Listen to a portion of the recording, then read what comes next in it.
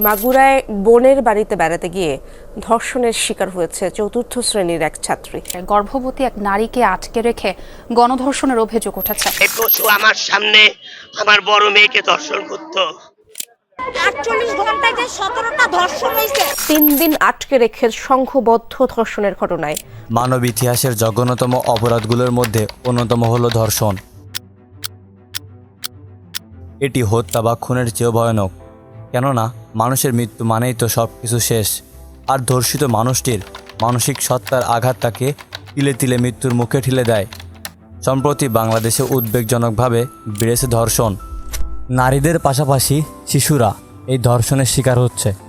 ধর্ষণের শিকার হয়ে মাগুরার ছোট্ট শিশু আসিয়া মৃত্যুবরণ করেছে। মানবাধিকার সংগঠন আইন ও সালিশ কেন্দ্রের আসকের তথ্য অনুযায়ী 2025 সালে চলতি বছরের প্রথম 2 মাসে 294 জন নারী ও শিশু নির্যাতনের শিকার হয়েছে। ধর্ষণের শিকার হয়েছে প্রায় 96 জন, যার মধ্যে 40 জন শিশুও রয়েছে।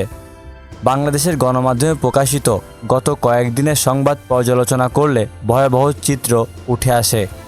শিশু, গর্ভবতী নারী, বিশেষভাবে সক্ষম নারী কেউই রেহাই পাননি ধর্ষকদের হাত থেকে।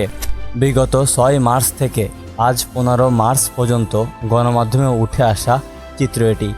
এর বাইরে প্রকৃত চিত্র আরও বেশি ভয়াবহ, যেগুলো বিভিন্ন কারণে উঠে আসে না গণমাধ্যমে। জাতিসংঘের এক সমীক্ষা অনুসারে বিশ্বের 35% নারী যৌন হয়রানির শিকার হন, যাদের মধ্যে 40% চুপ থাকেন এবং মাত্র 10% আইনশৃঙ্খলা বাহিনীর সাহায্য চান। সম্প্রতি ধর্ষণ ও নারী নির্যাতনের ঘটনা দেশ জুড়ে ক্ষোভের সৃষ্টি করেছে সাধারণ মানুষের মনে।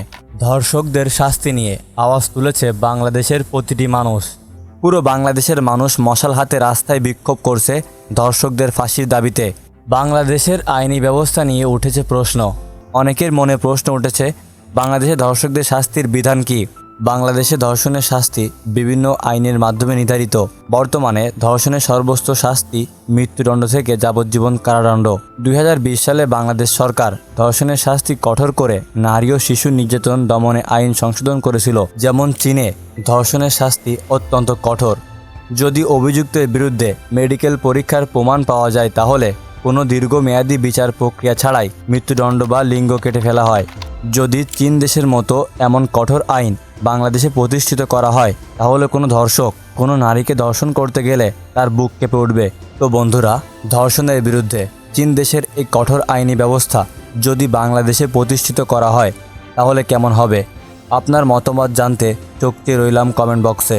তো বন্ধুরা, আবার দেখা হবে নতুন ভিডিওতে। ভালো থাকবেন এবং ভালো রাখবেন আপনার চারপাশ।